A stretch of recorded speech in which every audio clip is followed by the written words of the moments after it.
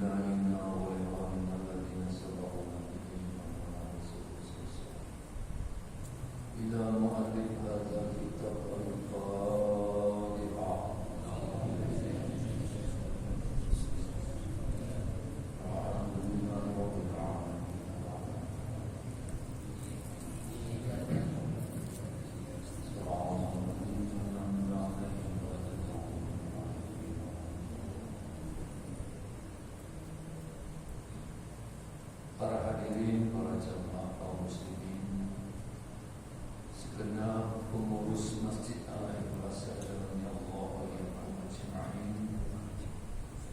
Alhamdulillah, bersyukurillah, kita semuanya masih diberikan nikmat oleh Allah Subhanahu wa Ta'ala.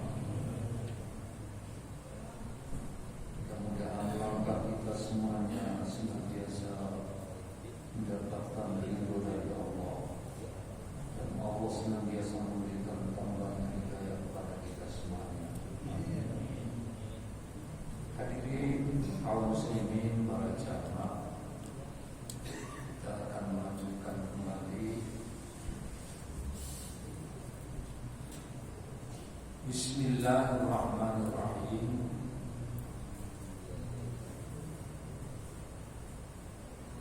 Wassalawatul masmunatu khamsun al-'idani wal kusufani wal istisqa. Wassalawatul masmunatu itu artinya sholat yang disunahkan. Kalau zuhur, asar, maghrib, isya, subuh itu namanya sholat mafruḍah, sholat yang diwajibkan. Yang kalau di dalam maqasidus syar'i, tujuan syariat itu yang ada 5, salah satunya hifdzuddin, perlindungan terhadap agama. Nah, perlindungan terhadap agama itu isinya adalah sholat wajib sehari semalam 5 waktu yang merupakan doruriyat. Ya, artinya doruriyat itu kebutuhan primer, sehingga ketika ada orang mengaku sebagai orang muslim tapi tidak mendirikan sholat yang 5 waktu, maka runtuhlah agama yang ia peluk.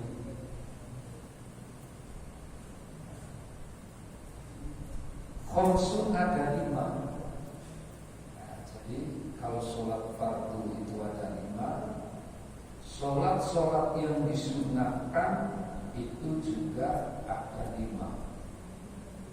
Nah, yang dimaksudkan as-sholawatul masnunatu, sholat yang disunahkan itu yang ghairu muakkad. Ada sholat sunah muakkad. Sholat sunah muakkad, ada sholat sunah rawatib. Jadi sholat sunah rawatib itu sholat sunnah yang mengikuti sholat fardu, namanya sholat sunnah rawatib. Ada muakkad, ada ghairu muakkad. Tetapi seperti sholat malam, istikharah, sholat taubah, sholat hajat, itu yang ghairu muakkad.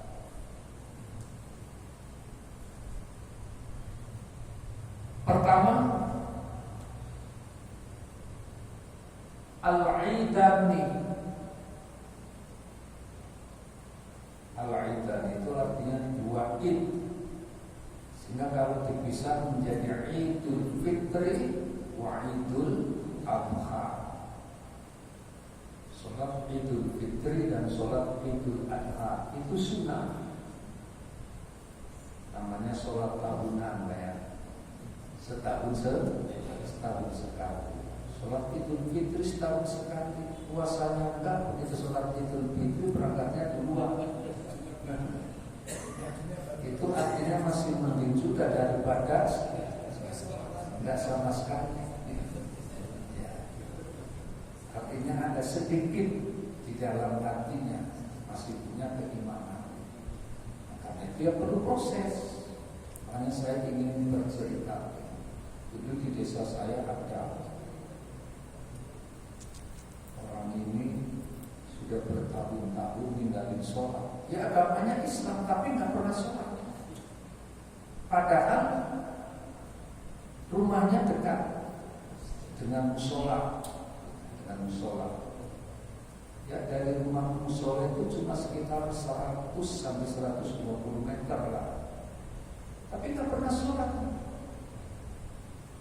Tapi di akhir hayatnya, kira-kira 1,5 tahun sebelum meninggal dunia, dia haji, mulai ke musola.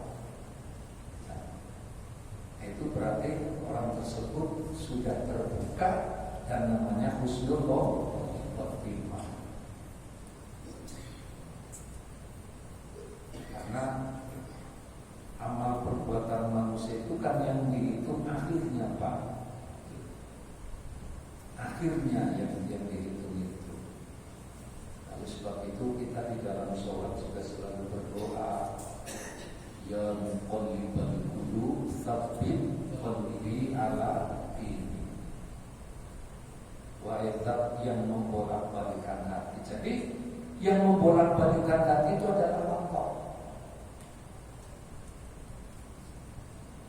Orang itu menjadi orang yang baik. Orang itu menjadi orang jahat. Itu kaitannya dengan hati. Dan hatinya itu yang mengendalikan adalah Allah. Hanya kalau untuk kita, orang biasa seperti kita, di dalam Al-Quran disebut derajatnya hanya sebagai mukhlisin. Orang-orang yang ikhlas itu namanya orang-orang mukhlisin. Tapi kalau para nabi, para rasul bukan mukhlisin, bukan. Namanya mukhlasin.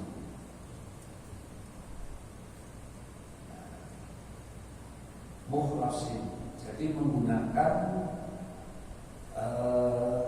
isim maf'ul. Kalau mukhlasin artinya orang tersebut memang sudah dibuat ikhlas oleh Allah. Kalau mukhlisin, kita berusaha menjadi orang ikhlas, kita harus berusaha proaktif. Sampai Imam Ghazali mengatakan saya menjadi ikhlas itu butuh waktu 20 tahun. Pokoknya gambarannya gampang, ikhlas itu. Gambarannya kalau kita kenyang, terus sesudah kenyang pengen buang air besar, begitu sudah ke WC buang air besar keluar, sudah tak pernah diingat-ingat sama sekali. Itu namanya ikhlas. Tak pernah diingat sama. Artinya apa? Sesuatu yang sudah kita keluarkan jangan pernah diingat-ingat. Derajatnya mukhlis. Nah, orang-orang yang mukhlis, orang-orang yang ikhlas ini masih bisa digoda, masih bisa dijerumuskan oleh iblis. Yang tidak dapat digoda, dirayu, dijerumuskan oleh iblis adalah orang-orang mukhlas. Hanya perkataannya iblis itu diabadikan oleh Allah di dalam Al-Quran. Qala Rabbi bima aghwaytani, ya Allah ya Tuhan kami, dikarenakan Engkau telah memponis kami sebagai makhluk yang sesat, la aghwiyannahum ajma'in, maka aku akan menyesatkan semua manusia-manusia, illa ibadakal mukhlasin, kecuali hamba-hambamu yang mukhlas. Jadi bukan mukhlis bukan, tapi mukhlas. Itu derajatnya para nabi, para rasul. Makanya bapak-bapak ibu, kalau yang punya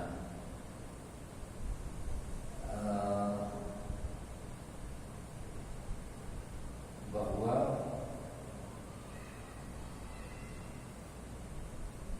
derajat iman seseorang ada dalam sebuah ungkapan disebut al-imanu yazidu wa yanqus. Iman itu bisa bertambah, bisa juga berkurang. Itu untuk derajatnya kita, manusia biasa seperti kita. Tapi kalau untuk imannya para rasul tidak berkurang, imannya tambah terus. Dan imannya iblis tidak pernah bertambah, tapi kurang terus. Yang tidak pernah bertambah, tidak pernah berkurang, itu imannya para malaikat. Yazid wa yanqus itu untuk kita. Tergantung posisinya di mana, dalam kondisi seperti apa. Kalau dalam posisi yang baik, ya, lagi ingat kepada Allah, maka iman kita bertambah. Itu nanti di situasi yang berbeda, imannya berkurang.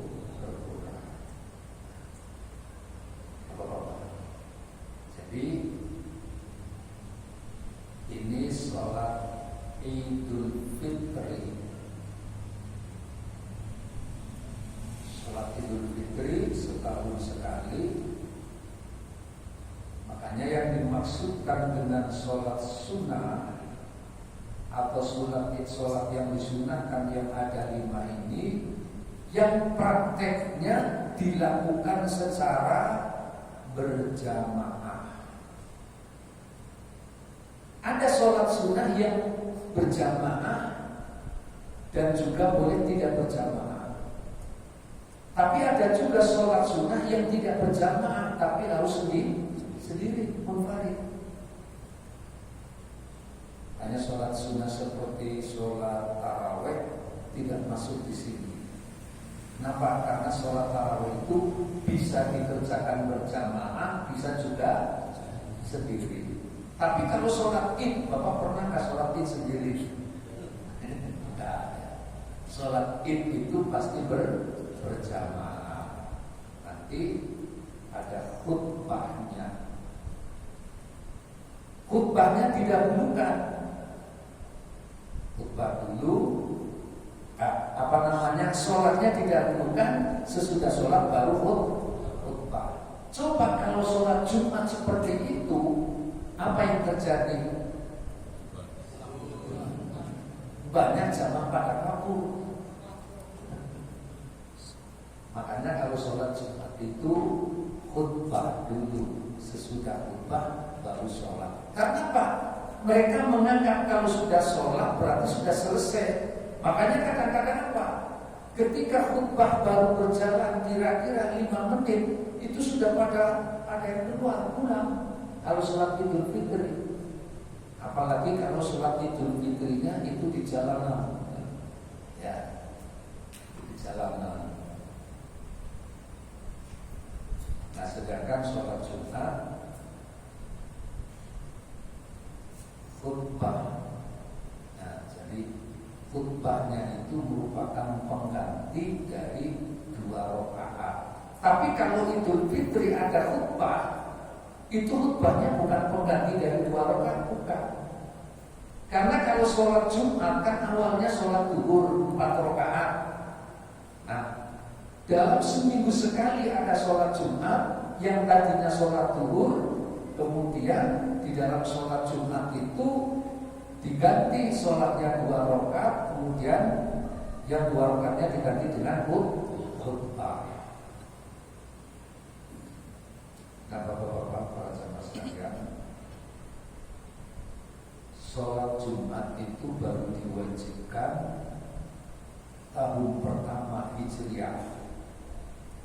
Berarti pada waktu Nabi Muhammad berada di Madinah. Ketika di Mekah belum ada sholat Jumat. Kewajiban sholat Rasulullah masih ada di Mekah. Sesudah istrinya meninggal, pamannya meninggal, lalu terjadilah peristiwa namanya Isra Mi'raj. Isra itu artinya perjalanan mendatar minal Masjidil Haram ilal Masjidil Aqsa, dari Masjidil Haram sampai ke Masjidil Aqsa, itu namanya Isra. Sekarang orang-orang Islam di Palestina sudah merebut Masjidil Aqsa, sudah dikuasai. Setelah gempuran dari Hamas, dan gempuran yang dianggap dalam beberapa puluh tahun ini termasuk yang terdahsyat sampai merontokkan sistem ketahanan daripada Israel, lalu umat Islam menguasai Masjidil Aqsa. Nah, Masjidil Aqsa ini kan diklaim juga oleh orang-orang Yahudi, orang-orang Israel. Nah, orang-orang Yahudi, orang-orang Israel ini di tahun 2022 itu telah membangun 3.000 kuburan palsu. Sama seperti yang terjadi di mana? Di Indonesia. Apa mengikuti berita itu? Di Indonesia ini juga banyak kuburan palsu. Di Jawa Tengah, di Jawa Timur, di Banten, di luar Jawa, itu sudah banyak yang dibongkar. Pertama, kuburan palsu yang memang tidak ada jenazahnya. Yang kedua, itu kuburannya orang-orang pejuang. Nah, pejuang. Kemudian kuburan tersebut masih tetap, namanya masih tetap, tapi pakai alias, dan kemudian akhirnya ujung-ujungnya menjadi klan Ba'alawi. Nah, sudah berapa kuburan yang sudah diklaim itu di Jogja, kemudian di Jawa Timur, di Banten. Jadi Bapak-bapak, para sahabat sekalian, setelah melalui kajian ilmiah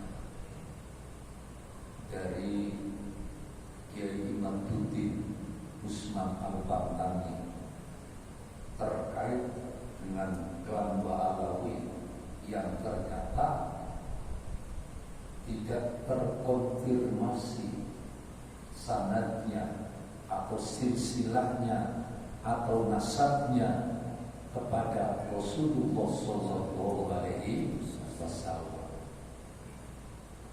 Kelompok Alawi ini di Indonesia itu disebutnya apa Pak? Disebutnya Habib itu. Habib itu yang mengaku sebagai cucu Rasulullah. Ternyata berdasarkan kajian ilmiah yaitu Imaduddin Usman Al-Bantani dengan referensi berbagai kitab terkait nasab, ternyata di situ tidak terkonfirmasi, tidak tersambung. Dan kemudian mereka, itu tadi yang saya sampaikan, mengambil tokoh-tokoh di Indonesia, pejuang-pejuang di Indonesia itu dicampokkan seolah-olah sebagai klan mereka, kayak Pangeran Diponegoro, ya itu dianggap sebagai kelompok. Tapi kalau orangnya PKI itu tidak dianggap seperti siapa? DN Aidit itu dari mana? Dari yang mana? Satu DN Aidit, kemudian ada lagi Novel Barbah, itu juga dari mana? Jadi mereka itu hanya akan mengambil orang yang baik-baik, orang yang pejuang-pejuang itu. Nah itu nanti akan mengaburkan sejarah. Sehingga 10, 20, 30, 40 tahun yang akan datang sudah menganggap bahwa yang berjuang di Indonesia adalah mereka. Ini yang kemudian terahnya Wali Songo tidak terima. Makanya bapak-bapak, biarpun sebentar lagi mau pemilu, mau pilpres, itu kalah trading kita dengan yang masalah ini, dengan yang masalah masa. Alhamdulillah insya Allah nanti kalau masalah pemilu ini pilpres aman-aman saja. Ya, tidak ada lagi, kita berharap tidak ada lagi penggunaan simbol-simbol agama, termasuk munculnya istilah PKI segala macam sudah tidak ada lagi. Kita berharap aman tidak. Nah ini yang nanti dari Prah Wali Songo itu keturunannya itu akan memeja hijaukan mereka ini. Tinggal menunggu waktu. Kalau mereka masih mengaku sebagai cucu daripada Rasulullah SAW.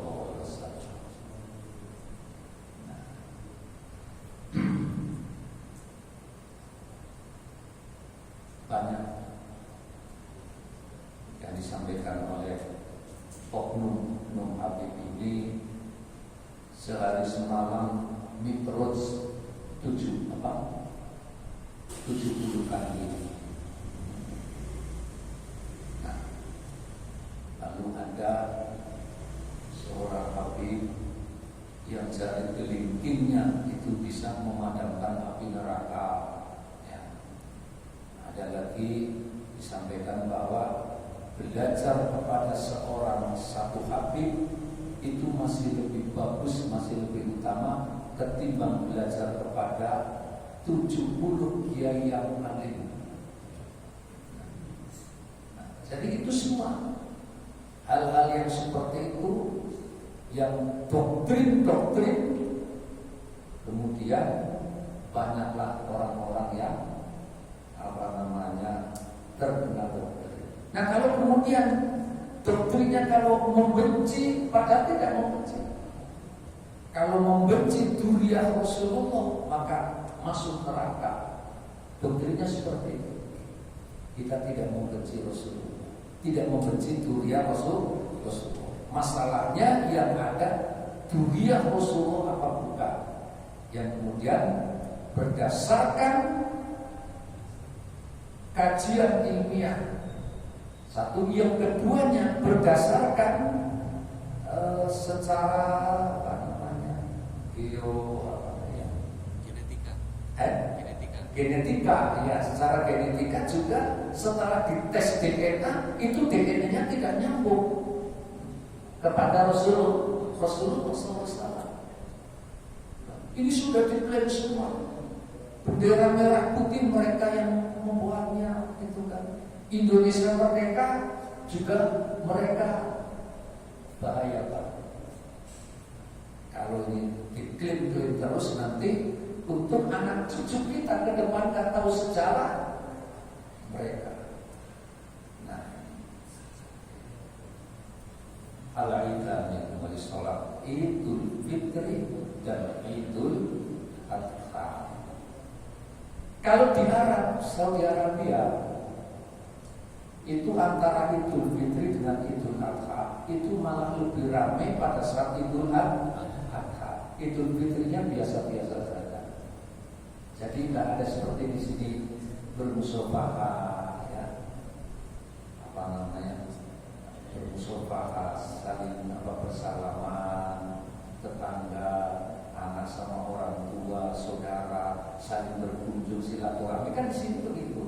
Itu budaya Indonesia yang diajarkan oleh ulama-ulama kita. Sementara di sana tidak. Tapi kalau terkait dengan masalah hiasan-hiasan rumah serba baru itu sama. Di sana juga serba baru. Kebetulan paman saya dulu tinggal di sana 8 tahun, jadi tahu adat istiadatnya orang Arab. Nah nanti baru kalau Idul Adha itu baru. Karena ketika bicara Idul Adha nanti terkait dengan masalah pelaksanaan ibadah haji.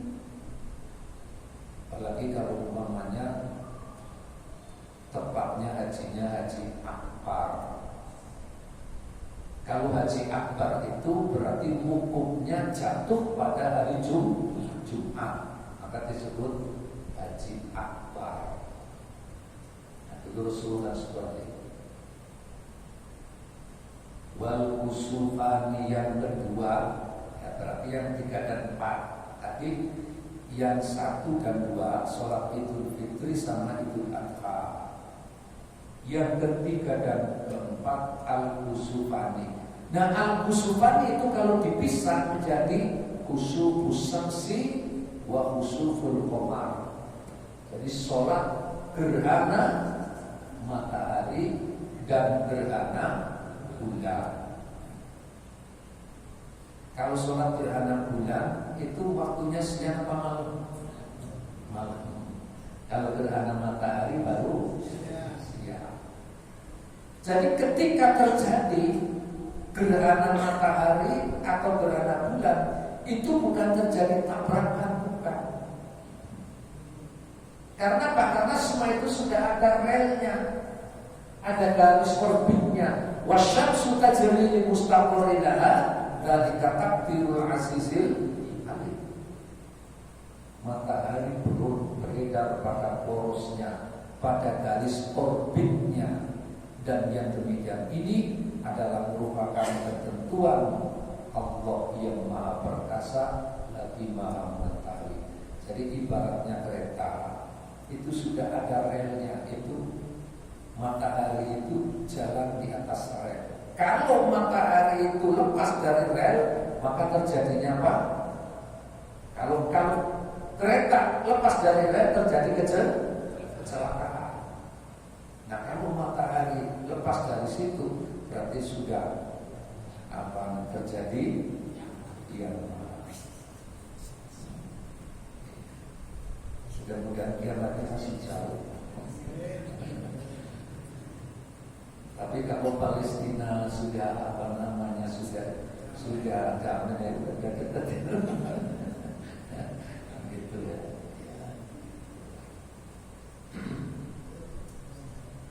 Jadi Allah membuat aturan seperti ini. Saudara-saudara kita yang di Palestina yang sekarang menguasai Masjidil Aqsa kan senang itu kembali lagi, karena dulu pernah juga dikuasai oleh orang Kristen. Setelah itu kemudian orang Yahudi. Dari sejak tahun berapa itu dikuasai oleh orang Yahudi itu. Pokoknya sudah sekitar tahun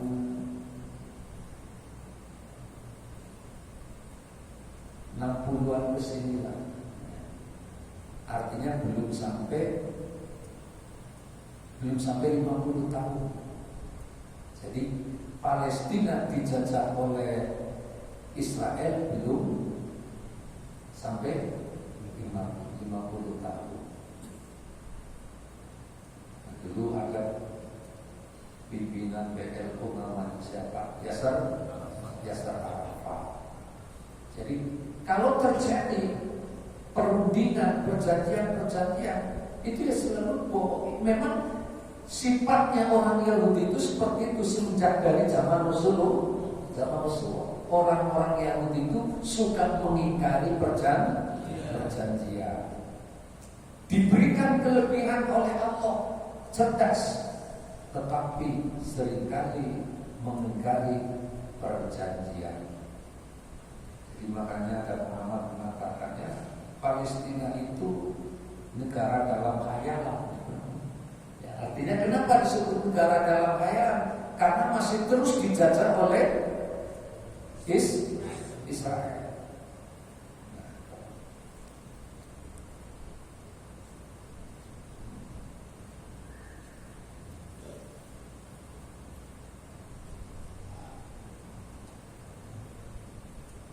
Jadi untuk sholat gerhana matahari dan gerhana bulan itu juga tidak diselenggarakan sendiri.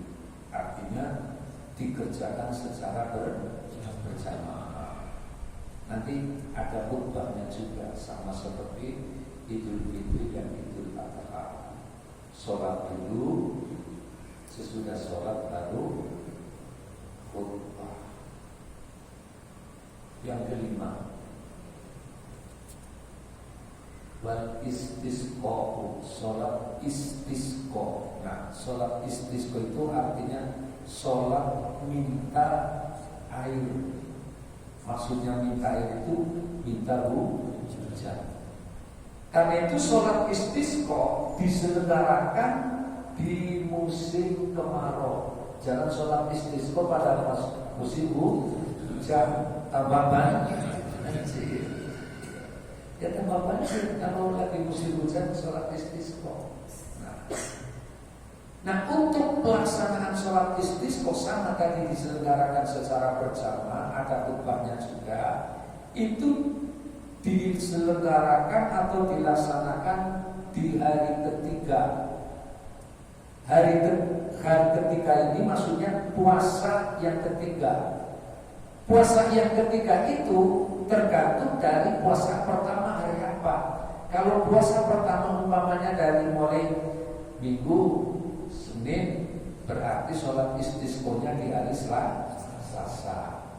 Kalau umpamanya puasanya dimulai dari hari Senin, Selasa berarti hari Rabu. Berarti pada waktu sholat istisqa itu dalam keadaan berpuasa.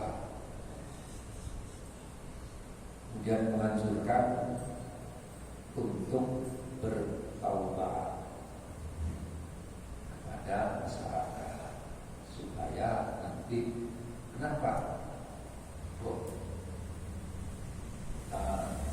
dalam keadaan berpuasa, karena doanya orang yang berpuasa itu makbulatu, dikabulkan oleh Allah Subhanahu wa Ta'ala. Maka ketika punya hajat, terutama sholat istisqa ini diselenggarakan di daerah-daerah yang pada saat musim kemarau panjang, di mana di daerah itu adalah petani. Karena Pak, ketika terjadi musim kemarau panjang, maka sawah-sawah yang mestinya perlu pengairan kering semua. Tapi kalau di Jakarta ini kadang-kadang listrik. Kenapa? Mau kemarau panjang mau apa? Karena yang dibutuhkan air itu adalah untuk minum dan mandi. Dan air itu bisa melalui apa?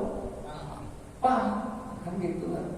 Nah kalau di sawah pakai pump berapa? Ya dan itu, ya kan? Ya. Pakainya irigasi. Nah makanya bagi para petani, ketika dia menanam padi dengan menggunakan pengairan sistem tada hujan dengan irigasi itu nanti zakatnya sudah berbeda. Zakatnya lebih banyak dengan menggunakan lebih banyak dengan sistem tada hujan. Karena apa? Kalau tada hujan tidak mengeluarkan biaya. Kalau irigasi pakai biaya. Nah, kalau petani membayar zakat dari pertanian itu bukan menunggu 1 tahun, tapi begitu panen langsung zakat diambil nisabnya. Tapi kalau berdagang, kemudian peternakan, itu zakat malnya itu setahun sekali. Jadi kalau berdagang tinggal dirinci modalnya berapa, data keuntungan berapa, jumlah ada berapa, nah nanti dikeluarkan zakatnya 2,5%.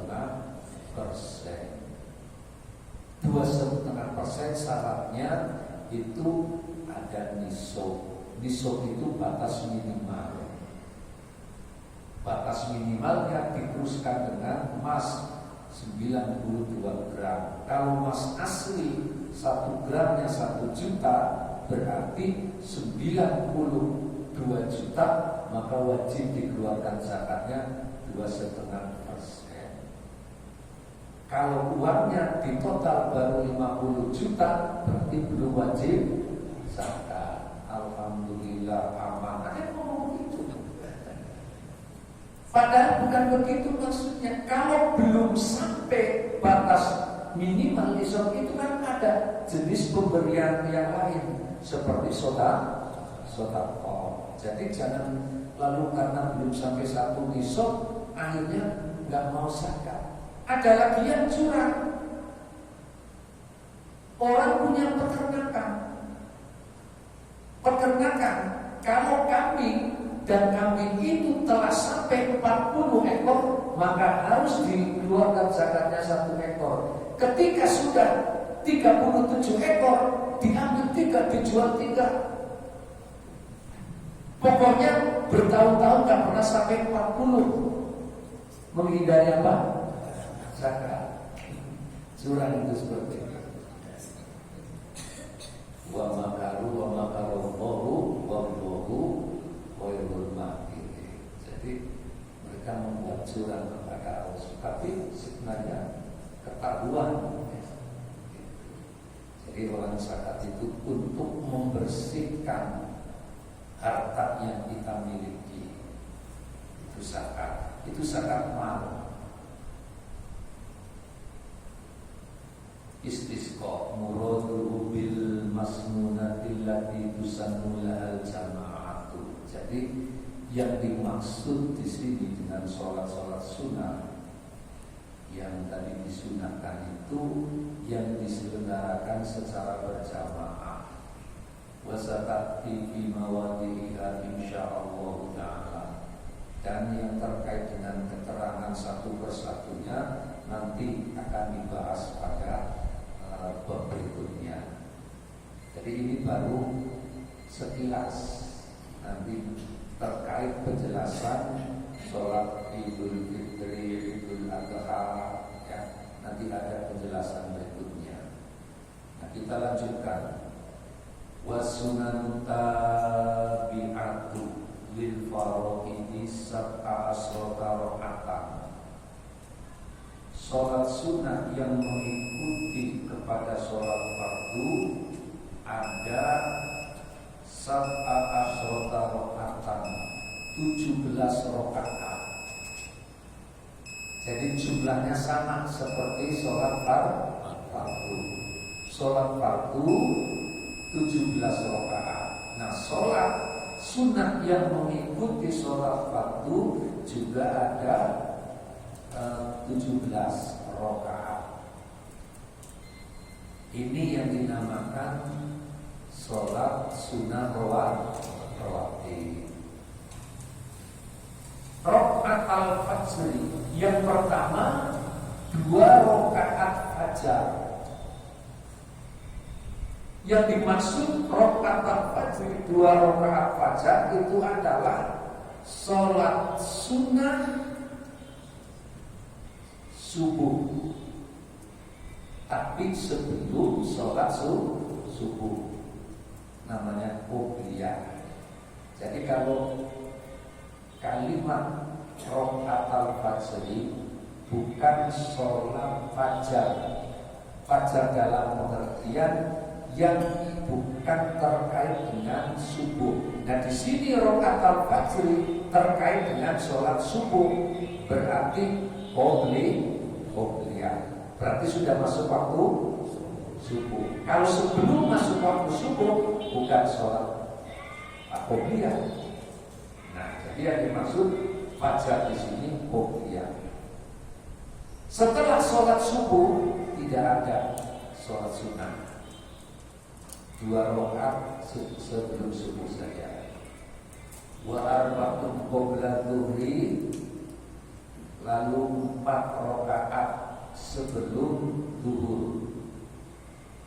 Nah, untuk 4 rakaat sebelum zuhur itu dilaksanakan 2 kali. Artinya 2 rakaat salam, 2 rakaat salam.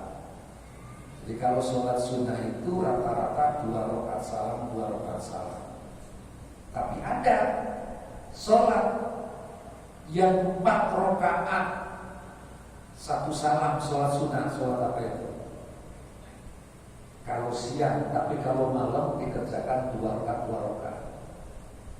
Sholat sunnah apa itu? Sholat sunnah hajat. Itu kalau siang 4 rakaat langsung, kalau malam 2 rakaat, 2 rakaat. 2 rakaat salam, 2 rakaat salam.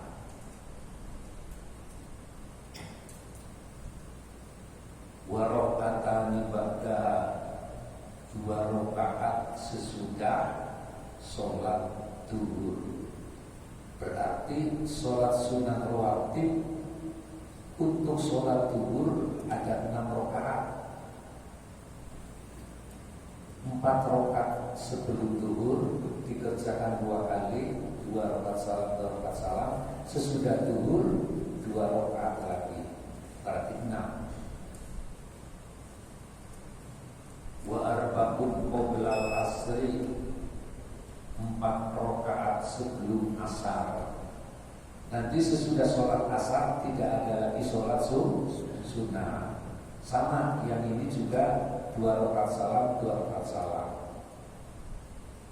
Bapak-bapak, para sahabat sekalian, kalau kita ini umpamanya sholat asar di sini, sesudah sholat asar sudah tidak ada sholat sunnah. Tapi kalau umpamanya setelah sholat asar Bapak pergi ke masjid lainnya, masjid mana, terus masuk ke masjid, sholat sunat boleh apa-apa. Namanya sholat sunat tahiyatul masjid. Jadi artinya apa? Ada sebab karena masuk masjid, walaupun tadi sudah sholat asar, tapi sholat asarnya nggak di masjid situ. Nah, yang tidak ada itu kalau sholat asarnya di sini, sesudah sholat asar kemudian sholat sunat 2 rakaat itu tidak ada. Tapi kalau keluar masuk masjid, setiap orang yang masuk masjid maka disunahkan sholat sunat tahiyatul masjid. Atau sesudah sholat asar terjadi gerhana matahari, sholat tidak apa-apa. Namanya ada sebab itu. Wa rakaatani ba'dal maghribi, dan 2 rakaat sesudah maghrib. Jadi sebelum maghrib orang sholat sunat 2 rakaat, Rasulullah tidak melarang. Karena Rasulullah tidak pernah sholat 2 rakaat sebelum sholat maghrib, tetapi sahabat melaksanakan sholat sunnah 2 rakaat sebelum maghrib tidak dilarang. Itu artinya boleh. Nah karena itu maka yang 2 rakaat sebelum maghrib itu bukan rawatib. Yang rawatibnya itu 2 rakaat sesudah maghrib.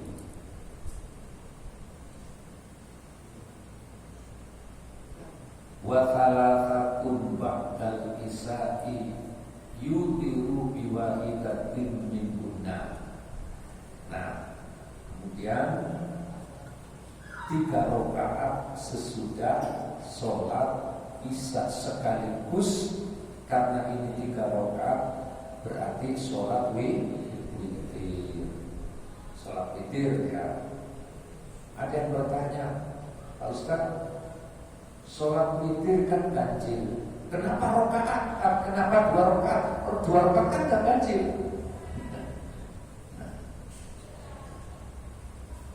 Makanya yang punya pemahaman seperti itu, sholat witirnya langsung berapa rakaat? Langsung 3 Pak. 3 rakaat. Nah kalau langsung 3 rakaat, rakaat pertama langsung berdiri, rakaat keduanya pun langsung berdiri lagi, nggak pakai tahiyat awal. Baru nanti rakaat yang ketiganya langsung tahiyat awal sekaligus tahiyat akhir. Nah makanya niatnya usolli sunnatan minal witri rakaataini. Jadi minnya itu fungsinya litab'id, untuk sebagian. Jadi boleh sholat witir 2 rakaat dulu boleh. Jadi kalau usolli sunnatan minal witri rakaataini, saya sholat sunnah sebagian daripada witir 2 rakaat, itu artinya. Nah baru nanti setelah salam lalu 1 rakaat lagi, 2 kali salam, seperti sholat witir setelah kita melaksanakan sholat tarawih. Itu ini. Ikhtalafal ashabu fi adadir raka'atit tabi'ah di farok ini. Jadi para sahabat berbeda pendapat tentang jumlah rakaat sholat sunnah yang mengikuti sholat fardu. Fal aktsaruna 'ala anna bisyru raka'atin, maka kebanyakan berpendapat jumlahnya ada 20 rakaat. Wal muradur ratibatul muakkadatu. Nah yang dimaksud di sini adalah sholat sunnah rawatib yang muakkad, yang dianjurkan untuk dikerjakan. Wahia rakaatani qabla subhi, yaitu 2 rakaat sebelum subuh. Wa rakaatani qabla dhuhri, 2 rakaat sebelum zuhur. Wa rakaatani ba'da, 2 rakaat sesudah zuhur. Wa rakaatani ba'da maghrib, 2 rakaat sesudah maghrib. Wa rakaatani ba'da isya, 2 rakaat sesudah isya. Wa hujjatu dzalika, alasan itu hadis Ibnu Umar radhiyallahu anhu maqala, yaitu hadis yang bersumber dari Ibnu Umar.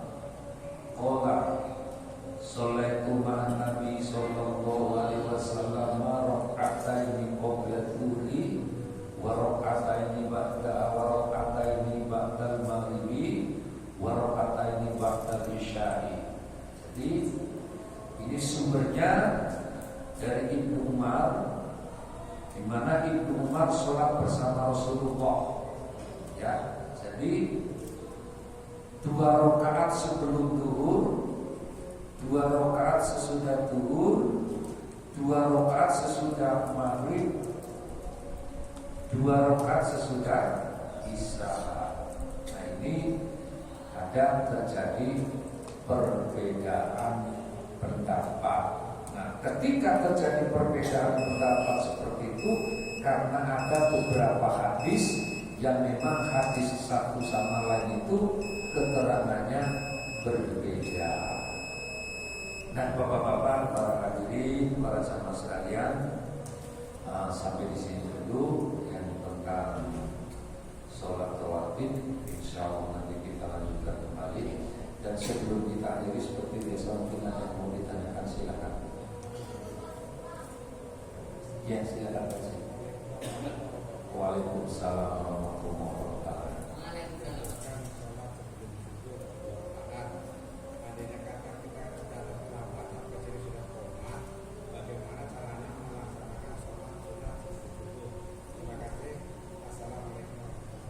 Baik.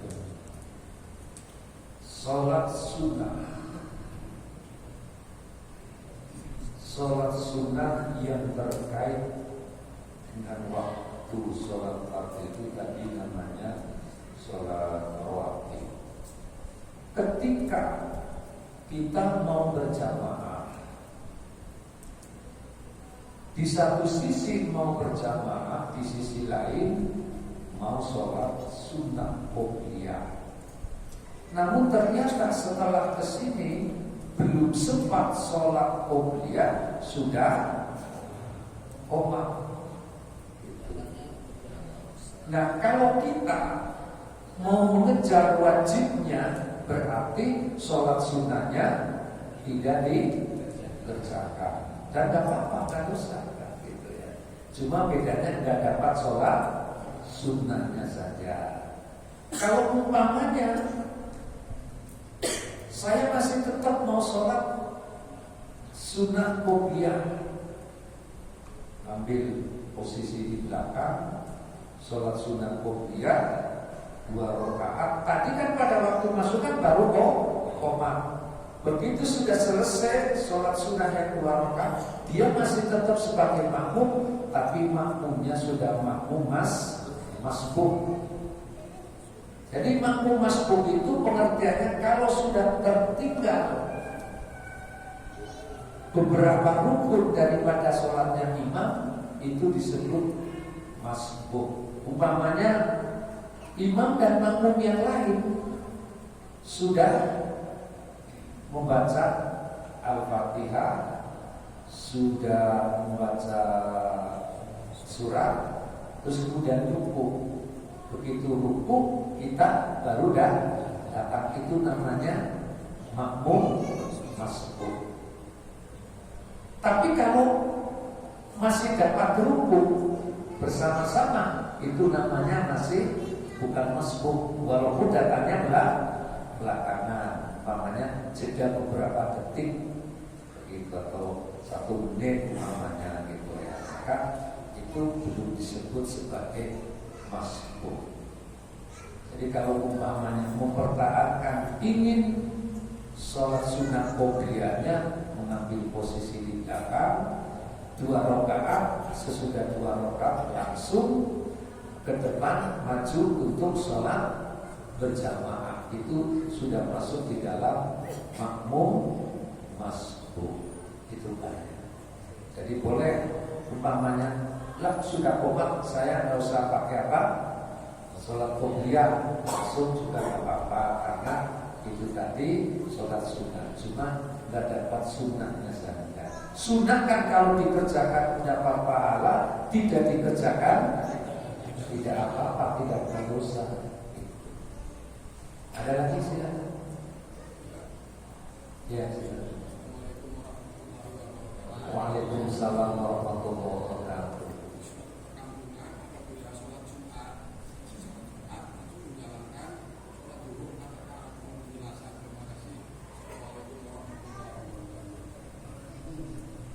Kalau sholat Jumat sudah dikerjakan, maka tidak perlu lagi adanya sholat 4 rakaat. Sesudah sholat Jumat kok ada sholat lagi 4 rakaat, mungkin ada sebab-sebab. Namanya sholat i'adah. Sholat i'adah itu umpamanya begini Pak, waktu sholat waktu sholat Jumat, imamnya waktu khutbah ada salah satu rukun yang tidak dibaca, nggak sah gitu. Ya, ada salah satu rukun tidak dibaca, umpamanya tidak wasiat. Wasiat kan rukun itu. Hamdalah rukun, kemudian juga membaca kedua kalimat syahadat itu rukun, kemudian membaca sholawat itu rukun, lalu membaca ayat Al-Quran walaupun cuma satu ayat. Kalau orang tuh khutbahnya bagus, materinya bagus, ilmiah, tapi nggak baca ayat Al-Quran, tetap aja kesal. Hadisnya saja berapa? Hadisnya sih banyak, tapi tidak menyebutkan Al-Quran, ayat Al-Quran sah, tetap harus baca ayat Al-Quran walaupun cuma alif lam mim. Itu sudah sah namanya itu. Nah, kemudian doa untuk orang. Makanya kita bersyukur menjadi umat Islam. Setiap Jumat itu didoakan oleh khotib-khotib seluruh dunia. Allahumma ighfir lil mu'minina wal mu'minat wal muslimina wal muslimat al-ahya'i minhum, yang hidup yang mati didoakan setiap hari Jumat. Nah, bukan cuma di Indonesia, di berbagai belahan dunia. Pokoknya setiap hari Jumat itu kita didoakan. Gitu Pak ya. Masih ada satu lagi? Baik, kalau sudah cukup, Rabbana Alhamdulillah wa inna wa tarhamna kunanna minal muslimin. Allahumma zidna ilman nafi'a warzuqna fahman wasi'a. Rabbana atina fid dunya hasanah wa fil akhirati hasanah wa qina adzabannar. Subhana rabbika rabbil izzati amma yasifun wa salamun 'alal mursalin walhamdulillahi rabbil alamin. Assalamualaikum